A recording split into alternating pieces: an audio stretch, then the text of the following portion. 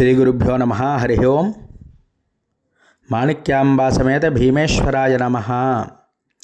మన భీమఖండంలో చాలా విశేషమైనటువంటి క్షేత్రంగా విరాజిల్లుతున్నటువంటిది ఈ కోటిపల్లి క్షేత్రం. దీన్నే కోటిపల్లి గ్రామం అని చెప్పి కూడా పిలుస్తూ ఉంటారండి.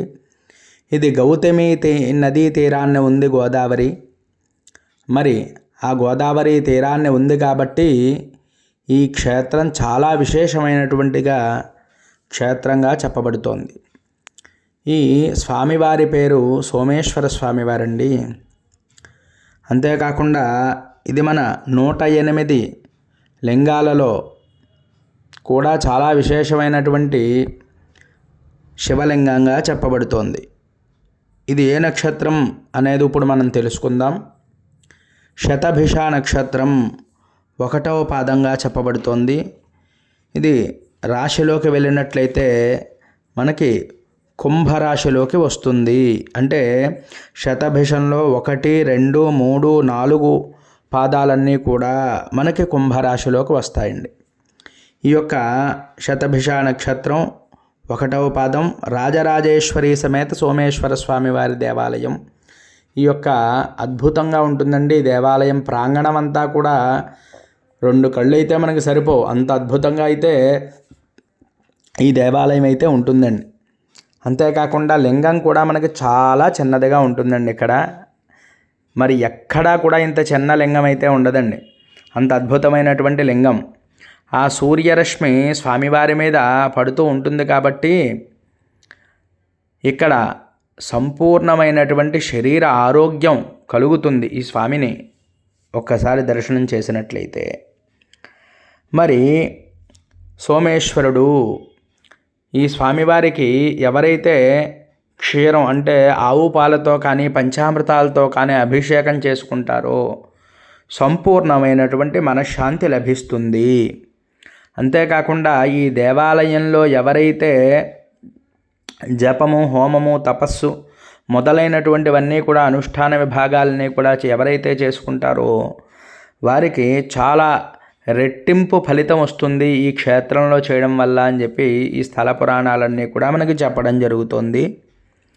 మరి ఇక్కడికి రావడం ఎలాగా అంటే మన భీమఖండంలో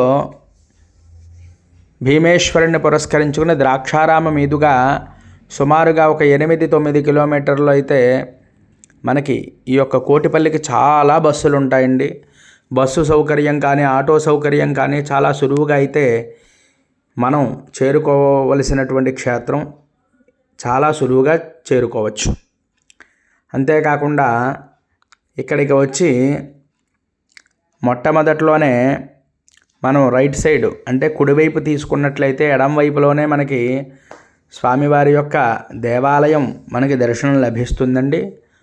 అమ్మవారు, స్వామివారు కూడా చాలా విశేషమైనటువంటి లింగాలు ఇక్కడ. ఇది అష్టసోమేశ్వరాల్లో కూడా ఒక లింగం అండి.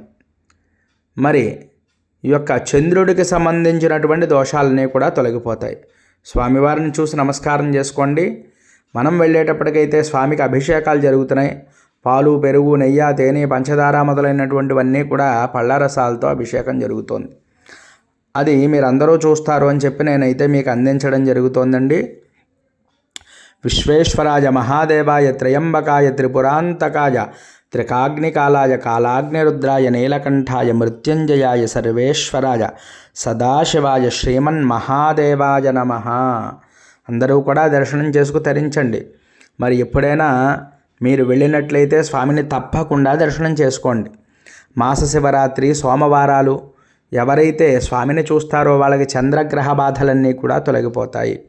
అంతేకాకుండా శతభిష నక్షత్రం 1వ పాదం కుంభరాశి చాలా విశేషమైనటువంటిదండి. మరి స్వామిని దర్శనం చేసుకున్నట్లయితే జాతకవశాత్తు ఏమైతే దోషాలున్నాయో అన్నీ కూడా తొలగిపోతాయండి. మరి మన ఛానల్ని ఇంకా ఎవరైనా సబ్స్క్రైబ్ చేయకపోతే సబ్స్క్రైబ్ చేయండి. ఈ వీడియో మీకు నచ్చినట్లయితే లైక్ చేయండి. ఎవరికైనా ఉపయోగపడుతుంది అంటే షేర్ చేయండి.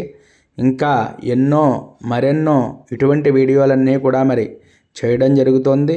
మీరంతా తప్పకుండా సహకరించి దర్శనం చేసుకుని స్వామివారి అనుగ్రహాన్ని పొందాలి. హరి